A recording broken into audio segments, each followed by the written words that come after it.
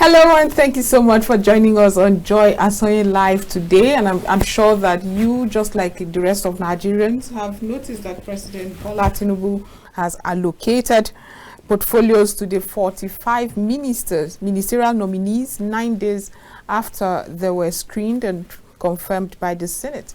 A lot of Nigerians have continued to react to who got what, as we've also been noting that there are 10 newly created or modified ministries by the president. However, on today's edition of Joy Asonye Live, we'll be talking about the cabinet that has just been formed now, and the Nigeria's quest to tackle security.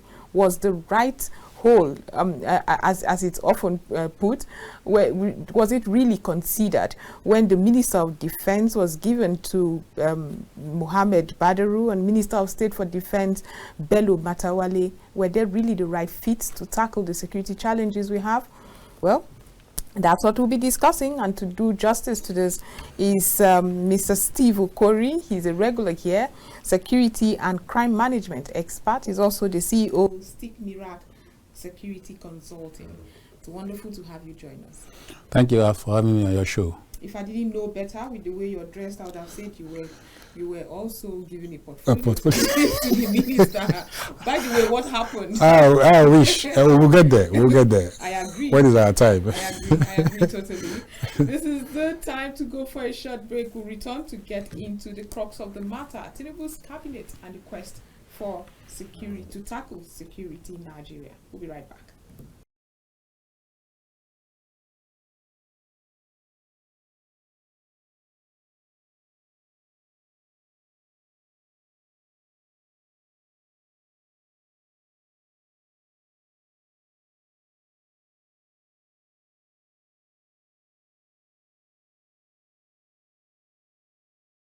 Welcome back from that short break. This is Joy Asonye Live, and like I said earlier, the president has allocated portfolios to 45 ministries, unveiling, or like a lot of people have called it now, creating 10 new ministries. Steve Okwori, who is going to discuss with me on the program today, security and crime management expert, CEO Stick Security Consulting.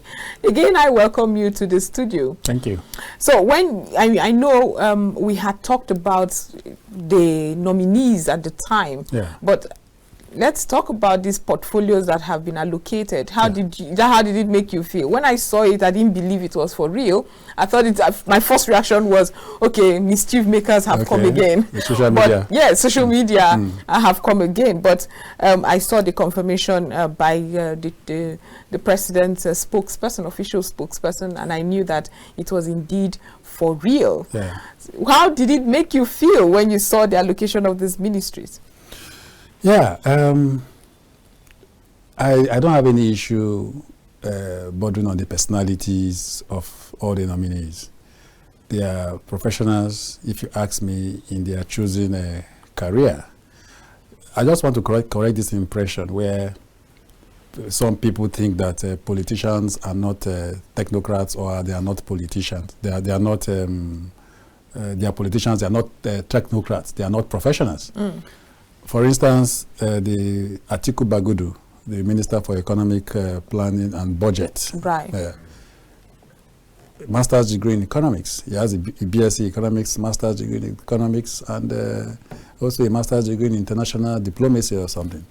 Yeah, so such a man, yes, he's a politician, but he's also a professional, you know, if you ask me. So that position, he fits into that position. But the other positions that were allocated, even before they were allocated, we knew where they were going. For instance, Professor Patti. Yes. We all knew that he was going to be the health minister and all that. Even the Wale Edun, you know, we knew that he was going to be the minister for finance, you know, and some other people that were made ministers, like the Attorney General of the Federation. But in all of that, I was wondering who was going to be the Minister for Defense, Minister for Police Affairs, Minister for Interior, and the other security-inclined ministries, you know. I was wondering, because out of the 45 of the ministerial nominees then. I went through their profile, their background. Right. I never saw anyone with a strong security background.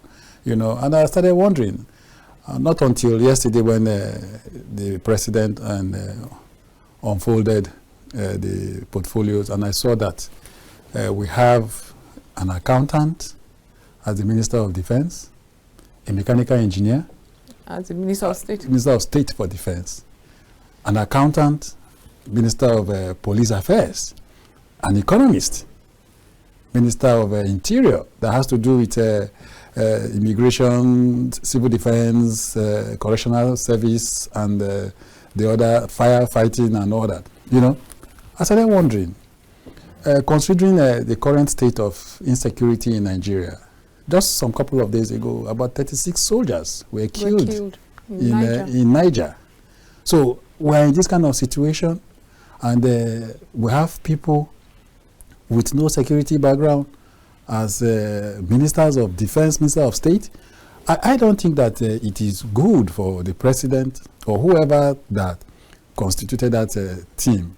I like to think it's the president. Yes, but they shouldn't have communized security, if you ask me. They communized it. I think they did not attach any importance, if you ask me, to security in this country.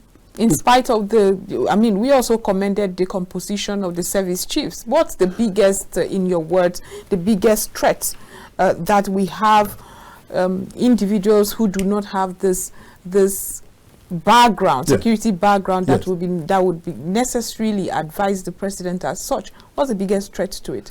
Now, I heard some the commentators with different narratives saying that to be minister is just mere administration. Yes, it's administration.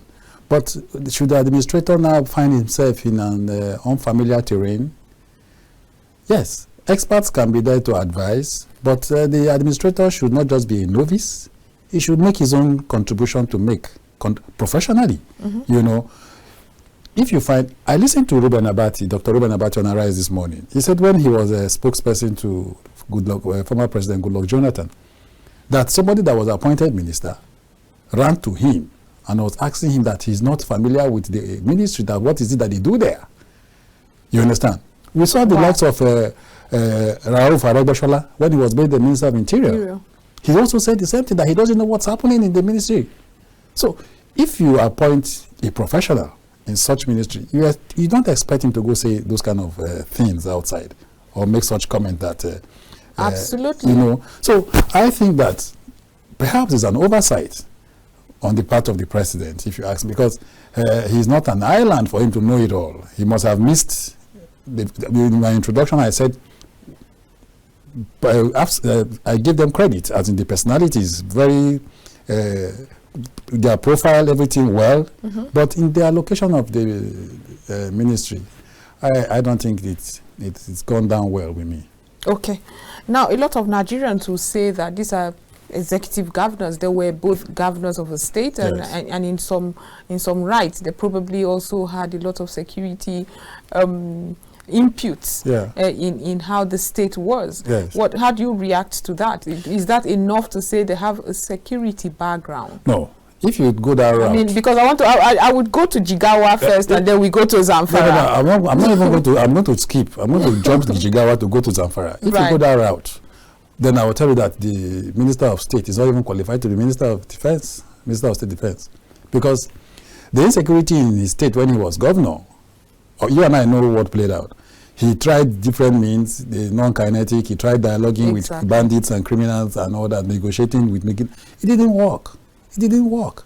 So if you are bringing him on board and you want to bring that as a KPI, key performance indicators, to rate him that, okay, he performed well, he was minister of governor of Zamfara, then he has failed. Well, he was exposed to those issues, the issues that are relatable to security. He must have had sleepless nights. Isn't that what the Nigerians really want? People who are worn out and have had sleepless nights over an issue makes them maybe professionals in those issues. No. I don't think he's the mechanical engineer, and They would have looked out for where to. The security issue is not something that we should begin to look at it as if it's tourism or sports or something. You know, anybody can be minister of sports. Anybody can be minister for tourism.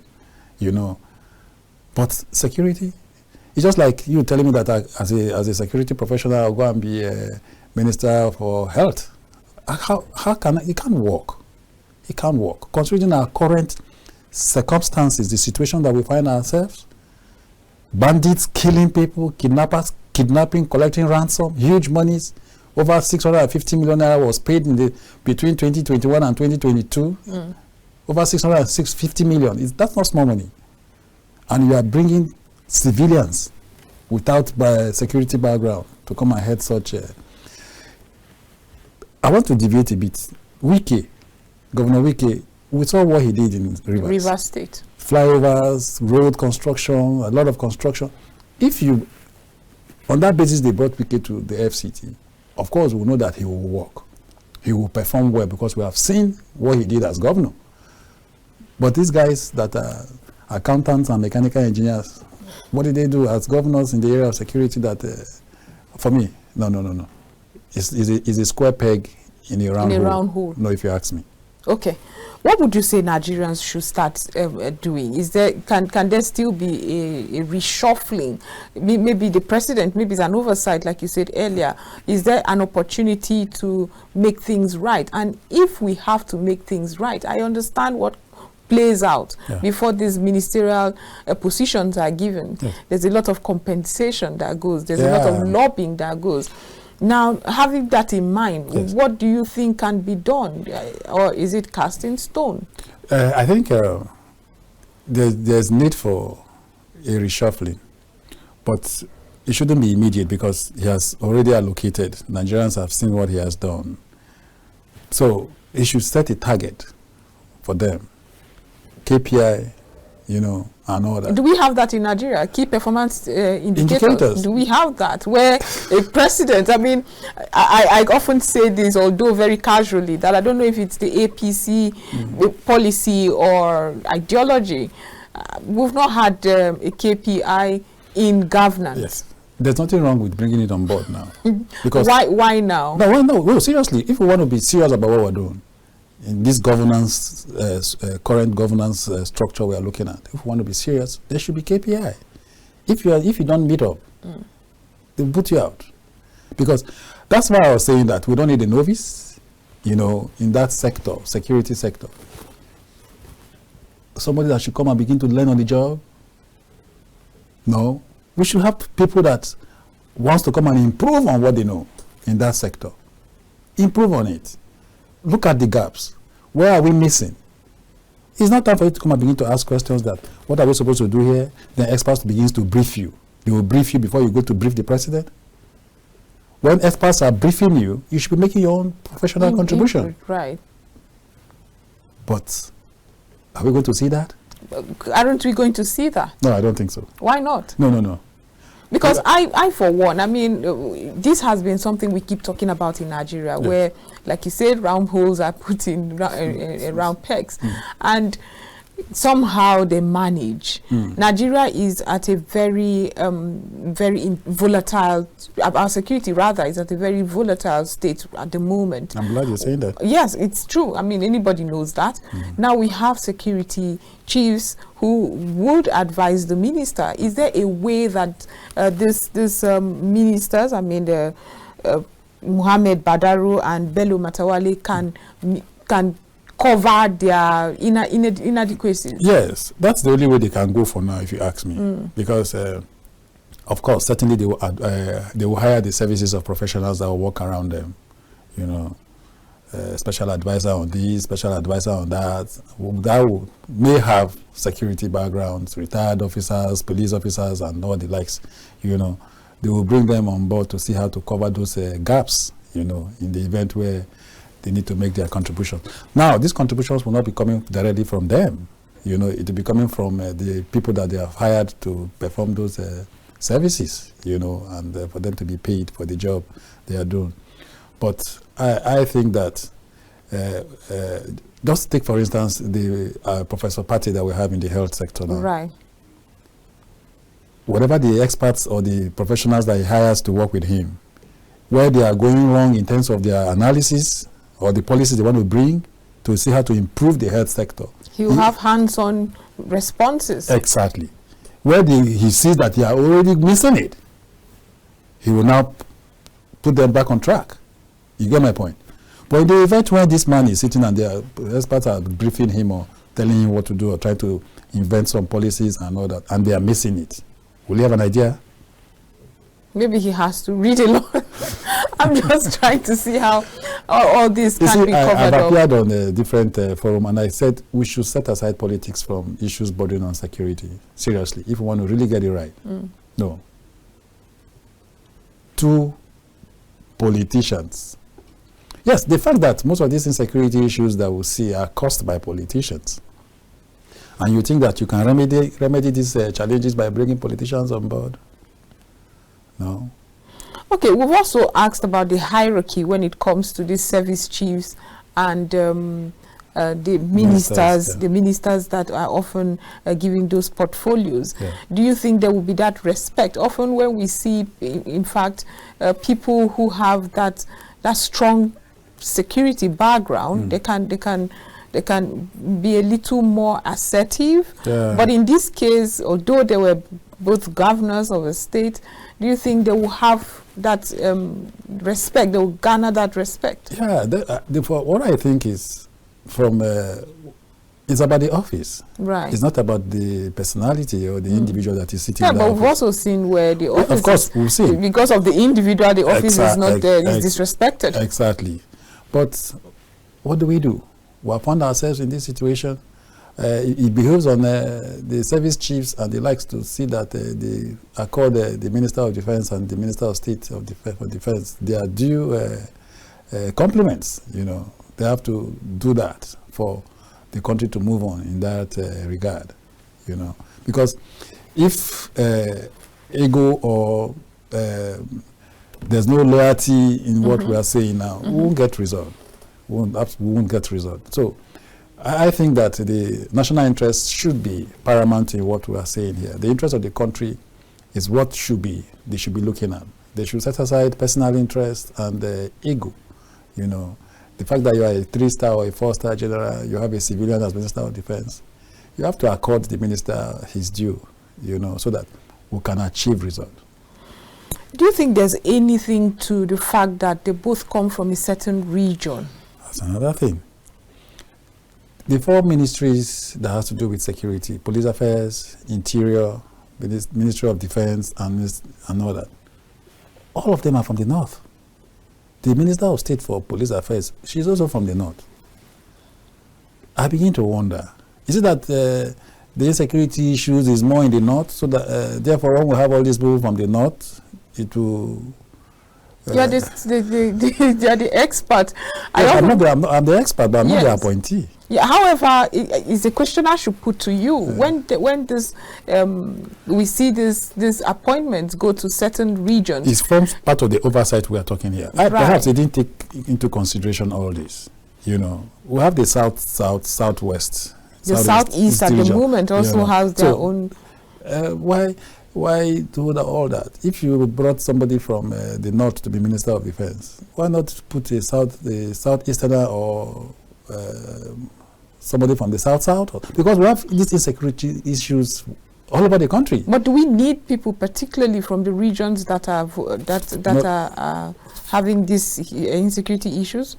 No, not necessarily. Is there a rationale? I mean, you are the expert. Not necessarily. You know, not necessarily. We should be talking about people that are capable to perform, to see that results are gotten from services that they render, you know. But we're looking at it also, as we're looking at the professional side of it, we should also be looking at it from the political side. Right. Yes. What do you mean by the political side? In terms of appointment. Okay. You know, in terms of these issues that we're discussing here, they are discussing it outside here. Nigerians are discussing it. Why is it that all the ministers that has to do with security are from the north? These are issues that people... Maybe they feel the pain more and so would ensure that the right thing is done? Is that a possibility? No. I don't know the president. The president I don't know where and manner he thought it wise to see that he goes this way. But let standard be set out. KPI, just the way I said. In the next 1 year, if we're not seeing results, there should be reshuffle. In the next year? It's possible. What's wrong with that? Well, I don't know. Like I said earlier, we've had a president that will keep the ministers for 8 years. Well, in fact, before even having the ministers, it took us 6 months before we could even have the new ministers. And when we did, it was a train that didn't stop until the very last day. I don't want to talk about the previous government, please. So when you said reshuffling in about a year, what happens? Won't that rejig the system negatively? No. It's about performance, if you ask me. It can't be negative. It goes to show that if you're not meeting up, they take you to perhaps where they think you can perform. They should bring somebody else there. At this point in time, just the way I said, we are not in a period or a situation where we begin to learn on these jobs. Right. Seriously. We're not supposed to be learning on the job, especially the line that I am. People are dying. Exactly. Nigerians are dying. These bandits are killing people, kidnappers are killing people, criminal elements are killing people, proliferation of arms, there's at will, we see all these things. How do we check them? All hands must be on deck. The Minister of Defense that we have today, the Minister of State for Defense, all of them, plus the service chiefs and all other services that we have, they need to put all their hands on deck to see that these things stop. And that is why I am of the opinion that we need professionals. It's not something that security should not be a portfolio where we're talking about compensation or no. Okay, we'll go for a short break right now. It's time, and when we return, we'll still be talking about Tinubu's cabinet and the quest to tackle security. Now what? What should Nigerians be expecting? The ministers are here. We'll be right back.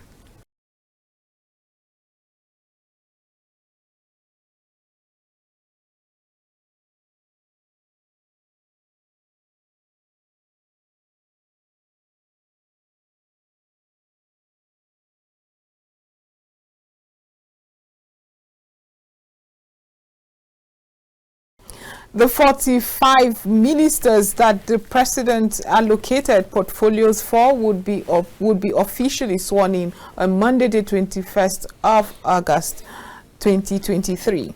And Nigerians are asking, is there a possibility for reshuffling? Because some of those pegs are like round holes, and instead of round pegs. Now, my guest in the studio, Steve Okwori, security and crime management expert and CEO, Stick Mirac Security Consulting, has maintained that in the aspect of the defense, the president probably didn't think well. Now what? What are we expecting? What can be done? And how can we ensure that especially this very sensitive position and this very sensitive sector is indeed working and working fast? Well, Steve, that's for you. How can we ensure, in spite of that mistake that you think the president has done? Yeah, I think the only way we can remedy that now, just the way I said in one of my remarks here, is that the ministers have a lot of work to do by hiring the services of professionals, security professionals, to guide them, you know. Perhaps they will want to hire this, a professional for Army, all the 3 services, for Navy, and the Air Force, you know. That will be advising them professionally, you know. Beyond that, I don't think there's another thing he can do, you know. And that is the only way we can remedy that for now. But making his own, that's why I said professional input.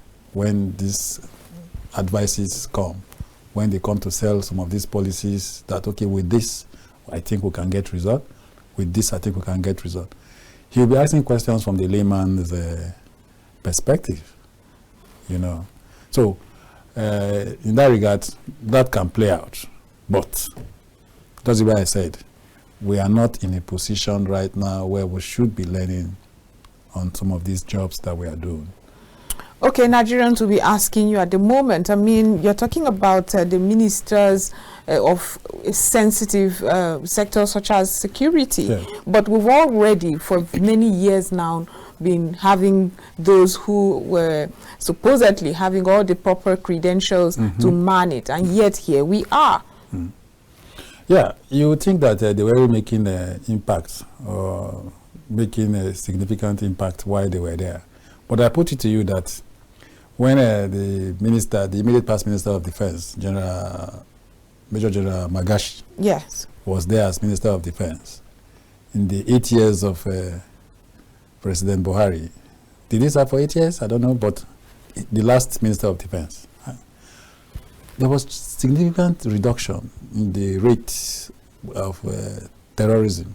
The way we used to have terror attacks in the Northeast. And there was significant reduction from about almost 641 attacks, down to about 120 attacks. But it took another dimension. We had the banditry now. It's seeming like it's taking over. Exactly. I agree with you.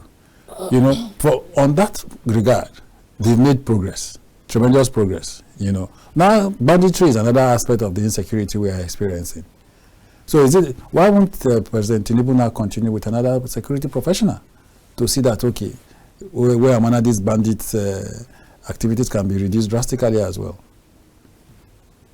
Because the impact of the previous ministers of defense, some people argue that, yes, we've had some civilians, the way Badaru and Matawali came on board today. We had, for instance, we've had Ribado in the 60s.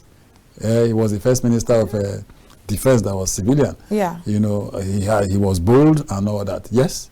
But when you want to compare that period and now, I don't think it's comparable, because the rate of criminality and insecurity that we have now cannot be compared to then. There's population explosion. The population explosion has caused a lot of insecurity issues. Exactly. These headers issues that we are seeing and all that. Don't forget that headers had their roots back in the days, but population explosion has made people either built on the route or farmed on the route and all that, and headers can't find their way to the way they used to go from the up north down to the south anymore. So these are the issues. We have to look at the insecurity issues historically, the realities that is staring us at the face now, and use this experience to see that we move away from what we are doing and say to improve the situation. Speaking about improving the situation, Nigeria has a large land mass. Yes. And it's dynamic. The security situations in Nigeria is dynamic. Certainly. What you see in Niger, for instance, is not what you will face in Borno or other states, especially like Benue or Plateau State has its own dimensions. Yeah. If you have to set a pace for these ministers and especially the service chiefs, what would it be? It seems like for Nigerians, some of us who watch from this end are like, are they overwhelmed? Do they all really understand the situation? Because when you read papers and you see more people are dying, especially when even those saddled with the responsibility of keeping us safe are also falling and paying the ultimate price. Yes. We're asking, are they indeed in charge? You see, there's a lot of things that comes. There are a lot of inadequacies that they are having. First of all, there's no enough manpower. We've been talking about that. Not enough men in the boots on the ground. Boots on the ground. Yes. I don't know why. There's no enough boots on the ground. In the military and the police, there's not enough boots on the ground. First of all, if we have to tackle that, I know we've spoken about it severally before, but what is keeping us? We know we need more boots on the ground. I've said it times without number that security is not cheap. It's a sector that is not cheap. Anywhere in the world, security is not cheap. It's a sector that needs investment, a lot of investment. And Nigeria cannot afford it. They can afford it. Are we that poor that we cannot afford it? My question to you. Yes, they can afford it. What is wrong with us? These issues we are still looking at the issues. We keep saying the same thing. You attend the security summit today, they will come on board and be telling us that no enough boots on the ground. I've asked a question before where I had a deputy commissioner of police that came to present a paper, and one of his challenges, according to his paper, was that there are not enough men on the ground. And I put a question to him. I said, CP, sir, so he says we don't have enough men on the ground. I am aware that we have less 400,000 police officers, less 400,000. So what number do you think the Nigerian government should have so that we'll stop talking about this? We don't have enough men, we don't have enough men. I'm tired of this, we don't have enough men. We have a lot of able-bodied youths. Exactly. What are they doing? A lot of them have passion for this job. They don't even get opportunity to even join the job. Yeah. They begin to bring people that they don't even have passion for the job. I was disappointed yesterday. I was watching television, and the commissioner of police in Rivers said the police officer was involved in an armed robbery. The police officer, somebody saddled with the responsibility to protect lives and property, Was involved in. The CP said it on TV live. I watched him. And of course, he was paraded. Such a person, of course, that doesn't have passion for the job. Perhaps he's one of his brother or uncle or whoever now brought him in. Meanwhile, he must have had questionable characters. They damned those questionable characters and brought him on board to come and constitutionally handle arms to protect Nigerians, and meanwhile he took the arms and got himself involved in robbery. So these are the issues. We need to sit down. We are aware of the challenges. We are aware of the inadequacies. We are aware of the solutions. How do we solve this thing? I put it to you that Homeland Security in the US was not in existence before what's his name? Osama bin Laden struck the tower. It wasn't in existence. But the moment that thing happened, that attack happened, the US government, what do we do to see that these things are not happening anymore? And one of the things they went into doing was to establish the Homeland Security. In this country, Nigeria, we know that crime is local. Any crime in Nigeria has a local content. How do we now tackle these issues locally? What is it that the government needs to do? Okay, can we establish XYZ battalion? Give it a name. Let it handle security issues in our rural communities. Some couple of weeks ago, the acting IG was in Plateau. He went to Mango. He had an interactive session with those communities that were attacked in Mango. The attackers, were they in that meeting? Nobody knows. They were not in that meeting. He only met people that were being attacked. Victims. He only met them. And you expect the killing to stop? When it is you're addressing victims. Exactly. In handling or tackling these attackers in these rural communities, how do you go about it? These are the questions we should be asking and the solutions we should be looking out for. Because these incidents happen in our rural communities, in the hinterland, where there is no presence of security. These people come, kill, and go. Then the next thing, police will come, soldiers will come, parade the area, patrol the area. After 1 week, they're gone. Sometimes even less, unfortunately. Exactly. We need to see how to sit down and tackle these issues locally. How many of these killings do we have? Do we see in the cities? They don't happen in the city. Then something must be done. It must be doing right in the cities for there to be less. Perhaps the criminal elements are scared of coming to the city because if they come, they can be tracked. Exactly. And possibly arrested or killed. But where they have a fertile ground, they can go strike at their will and leave when they want to leave without no trace. They will prefer to go there. How do we make our rural communities, where these incidents happen, how do we make presence of security viable? How do we do it? These are the questions. It's not by this surface dressing. I know during President Tinubu's campaigns, in his manifesto, he made several promises. Is it a case of him sitting on that seat and realizing maybe they were wishful thinking? Is it achievable? He was supposed to have a brigade. He put it a certain way. Something battalion. Yes, forest guards. Forest guards. He had serious plans for the nation. Like I said in several forums, it seems like the president did hit the ground. Is the running that's the problem? Is he realizing that Nigeria is more complex than he thought? Some certain people must have put that manifesto together. But it's just a document. But that's what Nigerians voted him by. So the implementation is, implementation is our problem in this country. Implementation is our problem.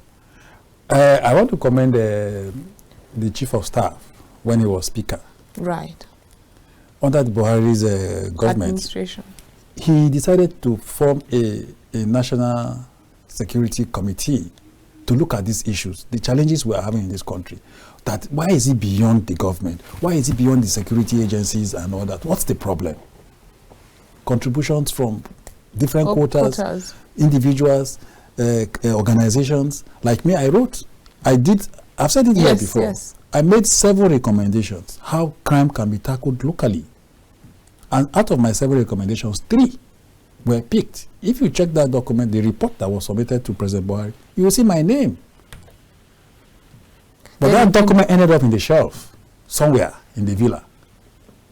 Why is it difficult for us to implement these things? Were some of your recommendations that complex? I had to ask. I wasn't the only one that made the recommendation. But I'm just saying that yours it was as easy as it was. Something that can be implemented.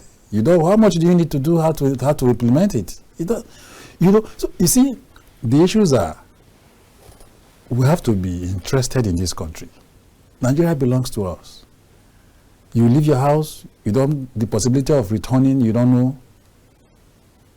Nigeria belongs to us. So we have to be interested in the country. We have to fix the country. How do you do that?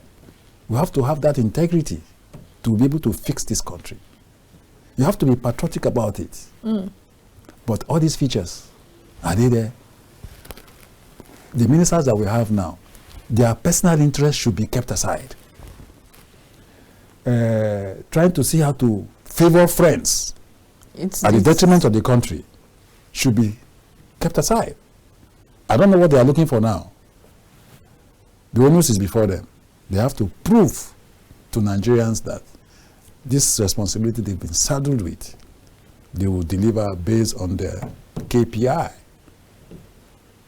So those ungoverned spaces that we keep hearing security experts such as yourself keep saying, is there a possibility of it being governed? Call me naive or myopic or not knowing the proper ways one should put it. Yes. But we keep hearing this and it saddens me. I love my country. So it saddens me each time I see the news and this many people have been attacked, this many people have been kidnapped. People have gotten very used to the idea of being kidnapped. Yes. I remember something that made me chuckle, as sad as it is, when they were talking about cash crunch.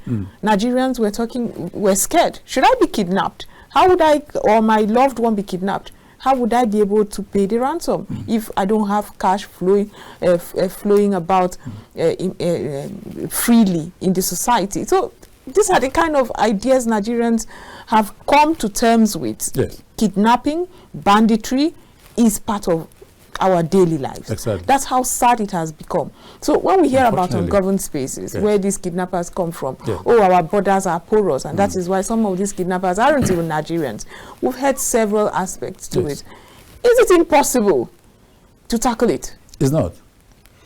You see, some of these ungoverned spaces, like I was discussing with somebody before I came here, we talked about the Sambisa forest. What's wrong with establishing a military base in the Sambisa forest? Yes. These criminal elements hibernate in the Sambisa forest. We're talking that we need more boots. For instance, if you recruit, for instance, let's say 100,000 soldiers or 200,000 soldiers, and you go open a military base in some of these ungoverned spaces, After all, the military they are supposed to be in the bush. Exactly. They are not supposed to even mingle with civilians so much. Yeah, in the city. What about the barracks in the city? It's not supposed to be like that, if you ask me. Let them go and establish military bases in all these ungoverned spaces that we are saying. Deploy like 10,000 soldiers in one of the military bases and all that. So these issues, as they are doing in the military, they should be doing in the police as well. Where's our mobile police? I don't even know if mobile police is still in existence. Mobile police, after the military, you have the mobile police because of the agility. When you see a mobile police, you will give those mobile police some regards than the normal black and black that we see. Where's our mobile police? That's a good question. It never really occurred to me until this moment. Whatever happened to our mobile policemen? I don't know. There's a lot that have gone down that we need to see that the heads of our security agencies try to bring them up. You know, they should try to see how to give them a rebirth for them to deliver. There's a lot, I said here, security is not cheap. It's not. The monies that is meant, once that monies are released, they should use the money judiciously for the purpose. Right. Seriously. It's not a question or issue where we begin to see where when service chiefs leave office, they begin to bring them to courts. EFCC begin to bring them to courts. Why should it be like that? Okay, like some people will say, it is what it is. This is the cabinet we might have to work with. So, what would your advice be? You are in the sector as well, but in the private sector. So, are you going to, because you love the country, communicate with the presidency, with the federal government, with these noble plans that you have for the nation and your many recommendations? Are you going to do that again, communicate them to the federal government? Hopefully they would adopt them. If given the opportunity, what won't I do?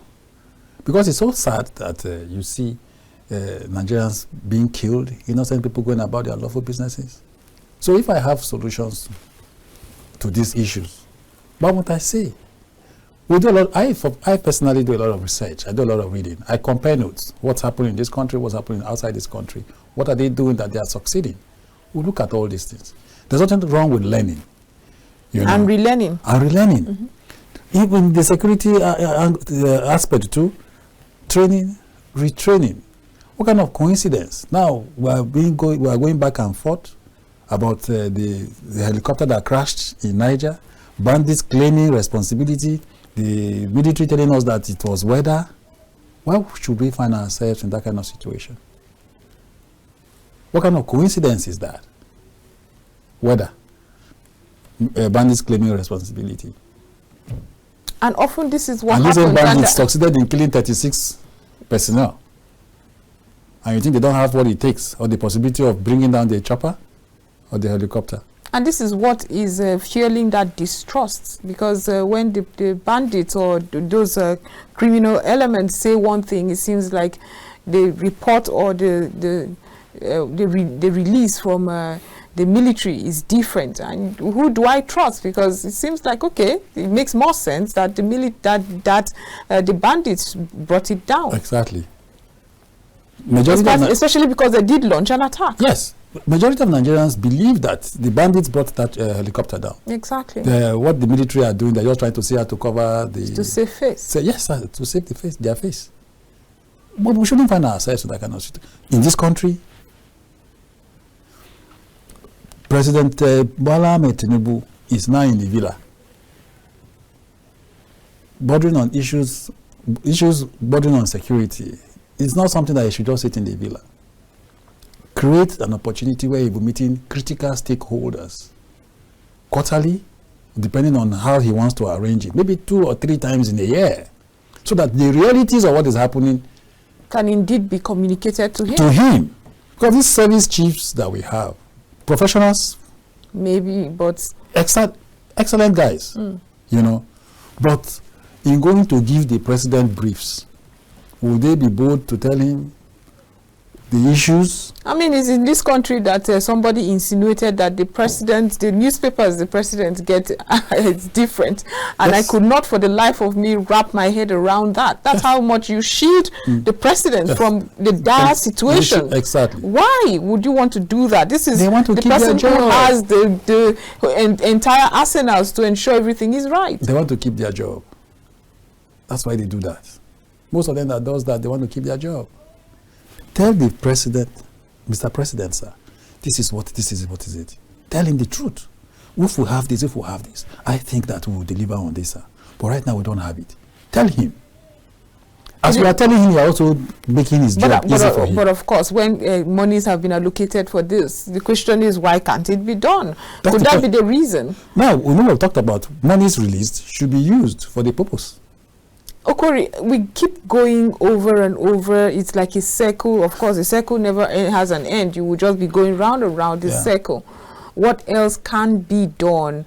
Is there the office of the citizens? Is there contributions we can make to have this? Our president rather, has also said he's going to have an open door policy. How open is this door going to be, especially in security? For me, the open door. Okay, sorry. Yeah, please go ahead. For me, the open door is to see that summits are convened, where he sits, somebody from nowhere.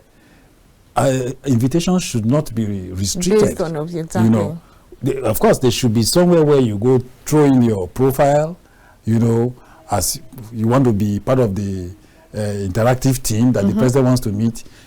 From where you throw in your profile, there will be a team. Civil society organizations and all that should be there for the purpose of transparency, so that they won't have opportunity of selecting the people that they know, and they think that those ones that when they come in, they will want to say things that will favor them or something. Such a team should be there. You throw in your profile. Okay, this man, from what we have seen, is qualified to be part of the interactive session based on what we have seen here, to interact with the president on issues bordering on security. As you enter there, hands can come up from anywhere. The moment you raise your hand, they give you the microphone. It's unfortunate that we find the need to shield those in saddled with the responsibility to help. Exactly. I don't think that it's time for us to see that we take the bull by the horn, and face it head on. Whatever it is, let us face it head on and see that we trash the issue. Security is not for just the uniformed men alone. It's for all of us, right.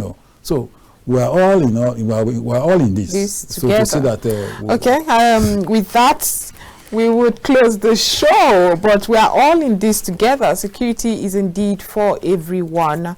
That is where we'll end today's episode of Joy Asonye Live.